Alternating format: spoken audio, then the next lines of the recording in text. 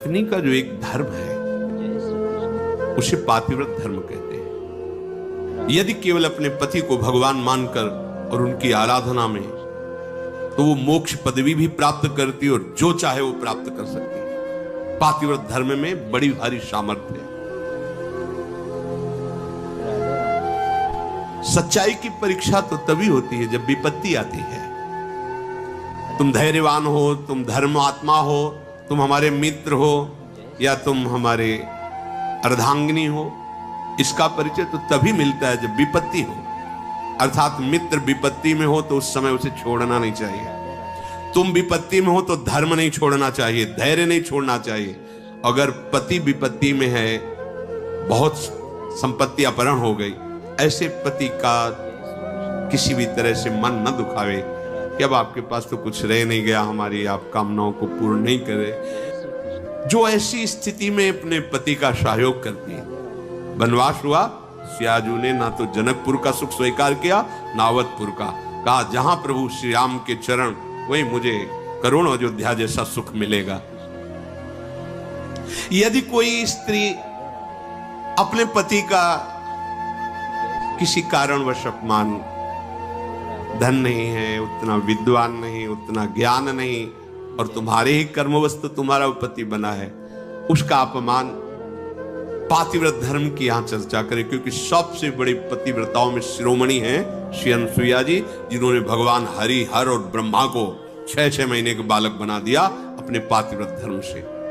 वो कह रहे हैं कि पति का अपमान न करें, अपने भगवान के समान समझे। यहां पातिव्रत धर्म की चर्चा प्रपंच की नहीं, बात यहां बहुत अध्यात्म की चरम ऊंचाई की बात करें अनुसुईया जी। इसको लौकिक में घसीटोगे ना तो ये तर्क वितर्क के सब। जालंधर राक्षस और वृंदासती परम पवित्र चिदानंद भगवान को पति वरण करने के लिए तपस्या कर रही। देवर्षि नारद जी आए, तुम्हारा क्या उद्देश्य है? वृंदा ने कहा हमारा उद्देश्य है भगवान श्री हरि को पति रूप में प्राप्त करना। तो उनका पहले तुम्हारे पातिव्रत धर्म की परीक्षा होगी, तुम एक निष्ठ हो कि नहीं, तो आज्ञा कीजिए। उनका जालंधर को पति रूप में स्वीकार करके और पातिव्रत धर्म को आप प्रमाणित कीजिए, नारायण तुम्हें पति रूप में प्राप्त हो जाएंगे। कोई भी बड़े से बड़ा देवता जालंधर का बाल बांका भी नहीं कर पाया। क्यों?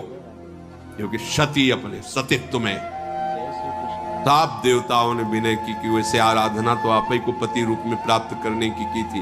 नाथ आप स्वीकार कीजिए, नहीं तो जालंधर का आतंक, राक्षस और पतिव्रता वृंदा, वही तुलसी जी के रूप में और शालिग्राम के रूप में श्री हरि। आज भी उनका ब्याह किया जाता है, पूजन किया जाता है, तुलसी जी चढ़ाई जाती। जब हम किसी को इष्ट मान लेते हैं तो उसमें दोष दृष्टि नहीं होती, और जब हमें प्यार होता है ना तो उसका दोष भी गुण ही नजर आता है। और सच्ची बात है कि सबके हृदय में भगवान बैठे। यदि हमारी निष्ठा है तो तुम हिल नहीं सकते, हमारी निष्ठा के विपरीत नहीं चल सकते। जब भगवान नहीं चल पाते तो तुम तो इंसान हो। हमारा क्या होता है कि हम दूसरों के तो दोष फटाक से बोल देंगे। बैक में आप दृष्टि घुमाओ अपने ऊपर, तब लगेगा वो तो कम है। अगर हमारी बात खुल जाए, संत सदैव सत्य स्वभाव वाले साधक उपासक बाहर नहीं देखते, अपने अंदर देखते। अपने दोषों को मिटा दो तो बाहर केवल भगवान या दूसरा कोई है ही नहीं। गृहस्थी में स्त्री शरीर, पुरुष शरीर धारण की, इनको भगवत प्राप्ति का सहज उपाय बताए। जो घर परिवार में रह रही, अपने पति में भगवान की भावना करना। मेरे पति ही मेरे भगवान हैं, ऐसी भावना से 8 पहर उनकी आज्ञा में रहना। जैसे कोई प्रश्न कर सकता है कि अगर पति ही दुराचारी हो तो शास्त्रों में वर्णन किया गया है कि आप अपने भाव रखिए और फिर विधान जैसा होगा अपने आप दूरी बना दे। क्योंकि आप और आपके पति के बीच में भगवान का भाव है ना, वो संभाल लेंगे, वो आपको बचा लेंगे, वो आपको दूर कर देंगे। ऐसा भी हो सकता है। अलग अलग मायाकृत रूप हैं और आंतरिक भाव में जाएंगे जब विचार पे, तो आपके ही कर्म का फल भुगताने के लिए ऐसा स्वभाव वाला पति दिया गया है, ऐसी भावना, तो हमारे ही कर्म निश्चित, अपने कर्म के प्रभाव से ही पति का वरण होता है, जैसे हमारे कर्म। गायत्री के अनुष्ठान के द्वारा गायत्री जी को प्रसन्न करके जो कन्या प्रकट की थी, उनका नाम सावित्री जी हुआ था।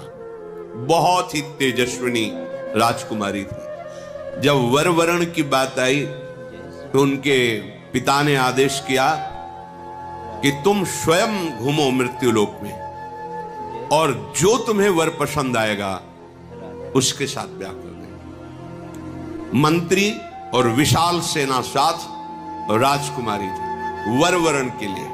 स्वयं तुम देखो, बहुत राजकुमारों को देखा, मन में ही नहीं आया। जंगल से गुजर रही थी, देखा एक लकड़हारा लकड़ी काट रहा है, दृष्टि गई, देखते ही लगाए मेरे प्राणपति, रुक गई। मंत्री से कहा आदर से इनको नीचे उतारो। वो तो क्या अपराध बन गया, सैनिक घेरे हुए राजमंत्री। हाथ जोड़कर राजकुमारी ने कहा मैं आपको पति रूप में वरण करती हूं। उनका आप नेत्र हैं आपके, आप देख पा रहे हैं मैं कौन हूं। लकड़ी काट के बेचता हूं और अपने माता पिता की सेवा करता हूं। मेरे पास रहने का ठिकाना नहीं, खाने का। और आपका राज वैभव का प्रभु, मैं राज वैभव को पति नहीं बना रही हूं, आपको पति रूप से वरण। मेरा मन मान गया है, मेरा मन राजी हो गया है आपको देख के, आपके सौंदर्य को, आपके गुण को, आपके घर को, आपके वैभव को देखकर मैं पति नहीं बना रही, मेरा मन मान गया है। आपके माता पिता कहाँ है? बोले जंगल में एक झोपड़ी में विराजमान है। ठीक है, पूरी जानकारी ली, वापस लौट। जब वापस गए तो वहां बैठे हुए थे देवर्षि नारद जी। आओ बेटी। राजा ने कहा वर वरण किया? हाँ। पूरी बात बताई। देवर्षि नारद जी ने कहा नहीं नहीं नहीं, गलत हो गया। तो बोले आप यही देख के तो कह रहे होंगे ना कि घर नहीं है, संपत्ति नहीं है, तुम राजकुमारी हो, कैसे निर्वाह होगा? ये सब मैं जान रही हूं, नहीं है उनके पास। बोले नहीं, एक बात और है, वो ज्यादा दिन जीवित नहीं रहेंगे। 1 वर्ष में उनकी मृत्यु का योग है, वो मर जाएंगे। बहुत है, ये देखो, निष्ठा देखो, बहुत है 1 वर्ष। अगर मैं एक दिन भी उनके नाम का सुहाग भरने को पा गई तो आज जीवन निर्वाह कर जाऊंगी उनके लिए। नारद जी बहुत प्रसन्न। उन्होंने कहा एक बार जिसका वरण कर लिया बस। जैसे मां भगवती पार्वती जी ने सप्त ऋषियों को जवाब दिया था, तुम एक बार की बात कहते हो, करोड़ों बार जन्म लूंगी और तपस्या करूंगी और वर के रूप में वरण करूंगी तो महादेव को ही वरण करूंगी। मान गए आपकी बात पर, मेरा मन रम गया है शिव में, करोड़ बार जन्म लूंगी लेकिन महादेव को ही वरण करूंगी। सावित्री जी का ब्याह हुआ। पिता ने अपार वैभव, वही अकेले थे, बिल्कुल एक भी सुख नहीं लिया। नहीं, मेरे पतिदेव के ही सुख में सुखी रहूंगी, आपका कुछ भी दहेज, कोई भी एक वस्तु स्वीकार नहीं करूंगी। सत्यवान जी प्रसन्न हुए, उनका नाम सत्यवान, और कहा प्रिय, पता नहीं किस पुण्य और सौभाग्य से तुम्हारी जैसी हमें पत्नी मिली। वैसे मैं भी एक राजकुमार हूं, मेरे राज्य का अपहरण कर लिया गया वैरी राजाओं ने। मेरे माता पिता वयोवृद्ध थे, उनको लेकर मैं जंगल भाग आया हूं और वास कर रहा हूं।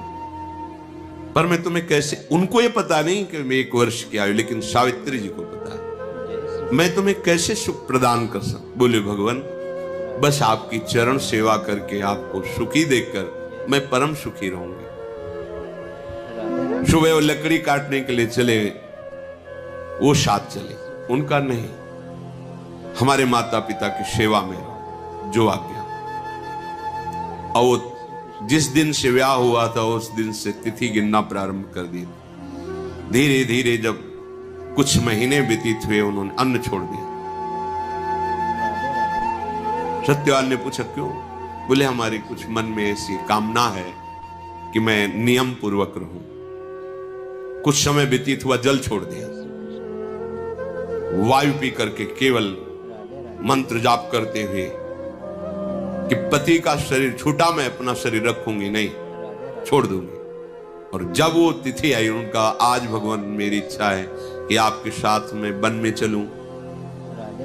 तो नहीं माता, आज तक आज्ञा मानी, केवल एक दिन, आज केवल, फिर जैसी आपकी आज्ञा होगी, पर आज आपकी आज्ञा उल्लंघन करूंगी और आपके साथ चलूं। उनको पता था आज आखिरी दिन है, सत्यवान को पता नहीं। गए, चलो, तुमने पहली इच्छा प्रकट की है, अभी तक कोई इच्छा ही नहीं प्रकट की थी, और वो भी इच्छा अपने पति के अंतिम दर्शन और वही प्राण त्यागना, निश्चय इनका यही था। लकड़ी काटने लगे, सावित्री ऐसा लग रहा है मेरा सर फट रहा है। बोले भगवान नीचे आ जाइए, समझ गए, आप लेटिए। सर को अपनी गोद पे रखा, मंत्र चल रहा है, शांत, देखते कौन आता है और मेरे पति का स्पर्श करता है। यमदूतों की तो सामर्थ्य नहीं, साक्षात धर्मराज है, यमराज रूप में नहीं, धर्मराज के रूप में। उनके दो रूप हैं, पापियों के लिए भयानक यम रूप, जो यमदूत पहुंचते हैं, महान दंड देते हैं, लेकिन जो धर्मात्मा पुरुष होते हैं, जिससे पाप और धर्म दोनों, फिर वो उनके लिए थोड़ी सुविधा होती है। और जो धर्मात्मा पुरुष होते हैं वह साक्षात धर्मराज पहुंचते हैं, लेकिन जहां भक्त होते हैं वहां भगवत पार्षद पहुंचते हैं, ऐसे नहीं। और यहां तो भगवत पार्षदों का भी प्रवेश नहीं। देखा सामने धर्मराज, मंत्र का प्रभाव, मूर्तिमान धर्मराज साहब, उनका बेटी तुम्हें धैर्य धारण करना होगा। वो मूर्छित हो गए सत्यवान, उनके आते ही प्रक्रिया है प्राण घसीटने की, मूर्छा गए। तो उनका भगवान, ये मेरे पति हैं, आप प्राण ले लो और देह की रक्षा करो, ऐसा कैसे हो सकता है? ये हमारे प्राण हैं। तो उनका समय तो पूरा हो गया, मैं तुम्हारे पति को सूक्ष्म शरीर में, यातना देह में लेकर अब जा रहा हूं। बोले आप अपना काम कीजिए और मैं अपने धर्म का निर्वाह करूंगी। खींचा सूक्ष्म प्राणों को, बंधन से बांधा यम पास से, चल पड़े। सावित्री जी मंत्र बल से पीछे चल पड़े। कंकन किंकिनी की झनकार तो पीछे मुड़ के, उनका बेटी, असंभव है, मृत्यु होने के बाद जीव को अपने कर्मों का फल भोगना ही पड़ता है, वो किसी का साथ निर्वाह नहीं कर सकता। तुम वापस चली जाओ। उनका आप अपने कर्तव्य का पालन करें, हम अपने कर्तव्य का पालन करें। का तुम्हारे पति प्रेम को देख करके हमारे हृदय में उत्साह हो रहा है। तुम वरदान मांगो, केवल सत्यवान के प्राणों को छोड़कर, इस जीवात्मा को छोड़कर तुम कोई भी वरदान मांगो। उनका सुना है हमारे सास ससुर राजा थे, उनका राज्य वैभव उनको पुनः प्राप्त हो जाए, उनके नेत्रों की ज्योति प्रकट हो जाए, ऐसी हमारी इच्छा है। तथास्तु। फिर चले, देखो एक और वरदान मांगो और आप वापस चले। तो हमारे माता पिता के पास केवल हम ही संतान थी, पुत्र नहीं था। एक पुत्र प्रदान कर दीजिए, अर्थात भाई। तथास्तु। फिर देखो बेटा, हम तुम्हें बार बार कह रहे हैं, यहां से आगे की यात्रा सूक्ष्म देह से होती है, स्थूल शरीर से नहीं। तुम अपने पातिव्रत धर्म से युक्त हो, इसलिए मुझे देख पा रहे हो, मेरे साथ चल रहे हो, पर अब उचित नहीं है। एक और वरदान मांग लो। तो अब मुझे भी एक पुत्र चाहिए। उनका तथास्तु। बोले रुक जाओ, मैं एक पतिव्रता हूं और बिना पति के संतान कैसे हो सकती? धर्मराज जी